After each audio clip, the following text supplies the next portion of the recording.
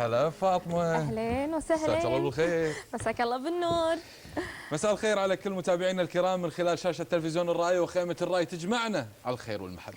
مساء العود المبخر والورد المعطر معنا في خيمة الرأي، سهرتنا ما تكرر معنا، كاش وسوالف حلوة وعزف على العود، وطبعا الفرحة عندنا ما لها حدود. كل اللي تبيه بتلقاه معنا بإذن الله. برنامجنا خفيف لطيف وبإذن الله يمر عليكم مرور الكرام. برنامجنا كالتالي: الطف في موجود والحلويات من الشيف سامر اللي راح ينورنا طيله 30 يوم، كذلك العزف الطيب من استاذ عمرو واستاذ جمال، وبالاضافه الى الكاش فالكم طيب مع عبد الله مال الله. بالاضافه الى نجومنا اللي ينورونا في خيمه الراي حلقه بعد حلقه، قاعد نستقبل هذول الضيوف اللي قاعد نستمتع من خلال حوار جدا شيق نستذكر من خلاله ايام حلوه، ايام الماضي، وايضا من خلال اعمالهم الدراميه، فنانين ونجوم في مجالهم. اليوم فناننا ابدع بسم الله ما شاء الله في مجاله الفني وما زال، والانجازات مستمره، عفوا الانجازات ما زالت مستمره. هو الفنان عبد الإمام عبد الله راح يكون ويانا باذن الله على مدار ساعه تقريبا، وحوار شيق. كونوا معنا.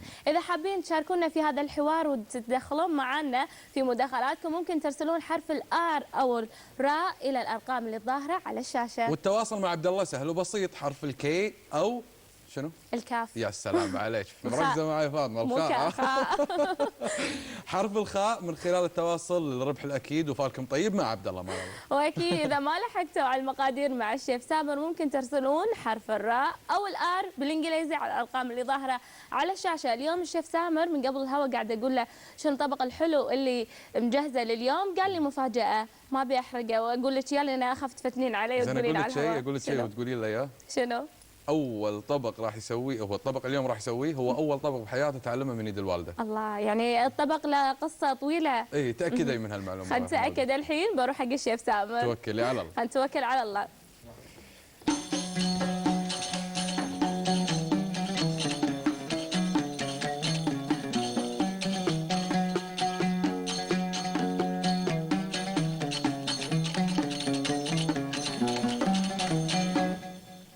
مساء الخير شيف سامر. اهلا وسهلا. يعني الكل في انتظار طبعا فقره المطبخ في خيمه الراي، لان دائما الحلو عندنا شكل غير، صح؟ الحلو بده حلو.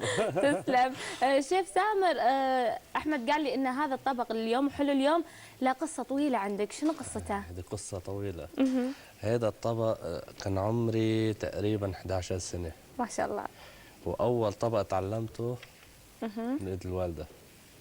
حلو. ايه يعني من كنت صغير شيف سامر انت طباخ؟ انا من كثر صغير انا بحب المطبخ. ما شاء الله، حتى قلت لي بنتك بعد، صح؟ ايوه. كم عمرها؟ الله يخليها 5 لك. سنين. 5 سنين. طبعا نوجه لها تحيه وكل عام وهي بخير، وكل العائله وكل الامه العربيه اللي قاعد تتابعنا من خلال برنامج خيمه الراي. شنو هو الطبق شوقتنا؟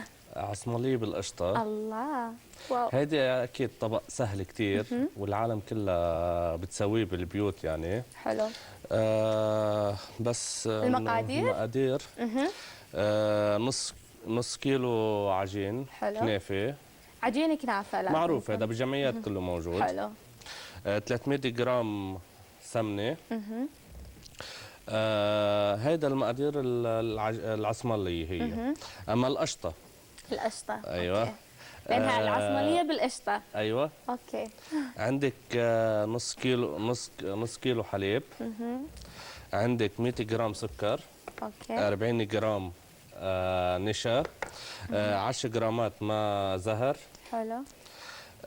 وعندك القطر 100 جرام. والمكسرات حسب الحاجه هي، صح. حسب الطلب. انا بصراحه اختيارك موفق في المكسرات، لان كانت وايد احبها. شكرا. اهلا وسهلا.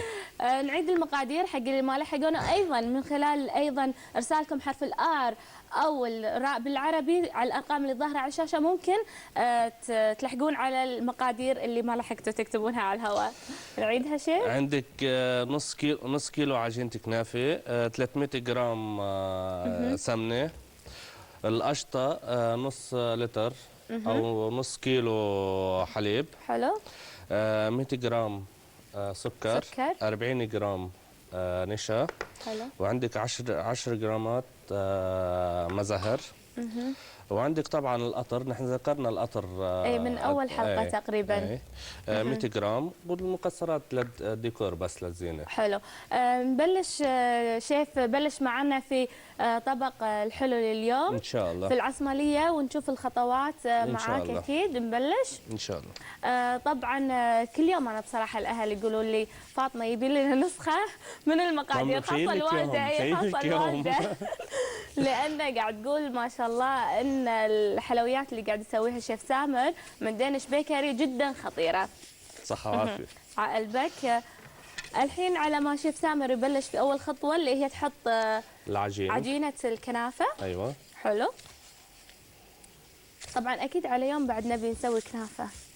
كنافه طبعا. اي طبعا، لان لها انواع الحين على كنافه كذا نوع، مش نوع واحد. اي صح، انواع كثيره الحين صايره في الكنافه. عندك كنافه اللبنانيه، عندك كنافه النابلسيه. حلو. وعندك كنافه، بوجه تحيه لاخواننا المصريين، أكيد. كنافه المصريه.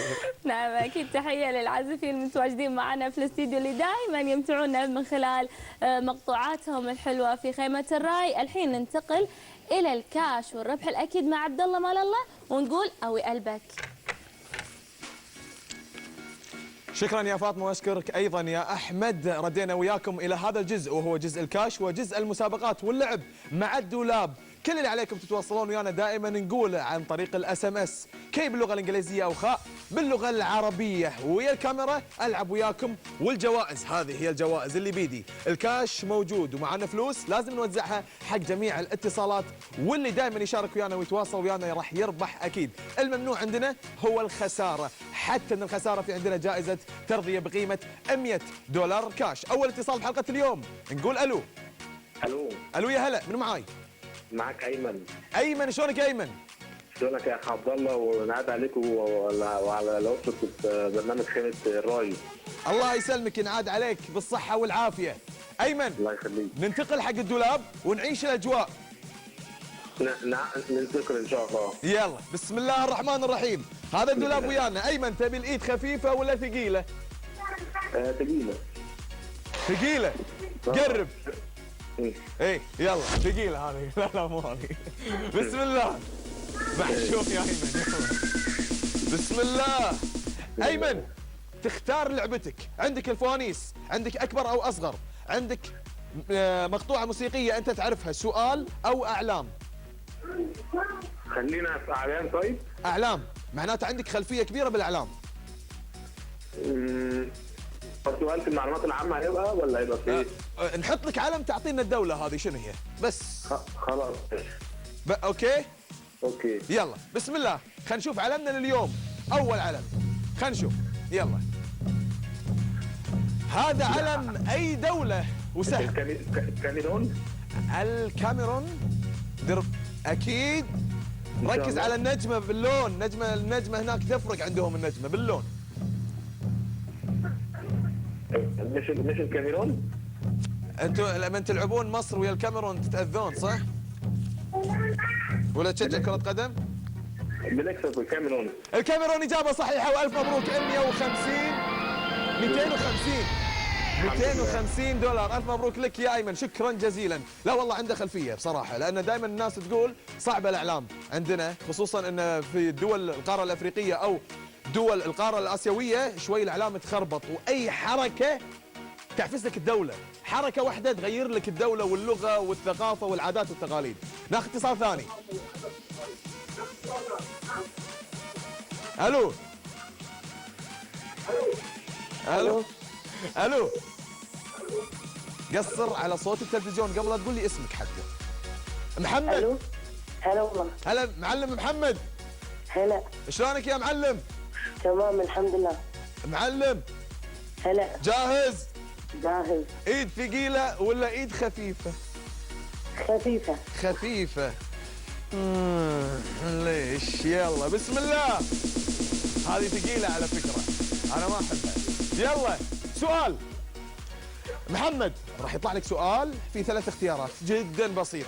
على فكرة توضيح بس حق محمد وغيره من الاتصالات، البنك يانا من أمس، إذا ياك بنك حسك توهقت يك بنك. بنك عبارة عن عرض يساعدك ويقلل المبلغ اللي تربحه، بس هذا هو البنك. جاهز يا محمد؟ جاهز. يلا نشوف السؤال. لحظة واحدة، أعطيكم لحظتين، راحت الأولى بقت الثانية. أعطوني السؤال. السؤال يقول: لماذا تسمى طلقات المسدس والبنادق رصاص بالرغم أنها نحاس؟ الاختيارات: سابقا كانت من الرصاص، 2 نسبة لصوتها، 3 نسبة لسرعتها. احنا دائما بالامتحانات نحب نكتب وايد عشان يطلع صح، يعني تكون اجابه كبيره. عطني اجابه. سابقا كانت. شنو سابقا كانت؟ سابقا كانت من الرصاص، نثبت. نعم. الاجابه صحيحه، صح، سابقا كانت من الرصاص. احنا نسميه هذا المسدس هي نحاس ولكن كانت قبل من الرصاص. هي الاجابه صحيحه يا محمد، الف مبروك، ربحت ويانا 150 دولار كاش. شكرا جزيلا. نذكر بطرق المشاركه: خ باللغه العربيه، كي باللغه الانجليزيه. دائما بالسيجمنت الاول تسخين حق اللي جاي. بريك ورادين معاكم.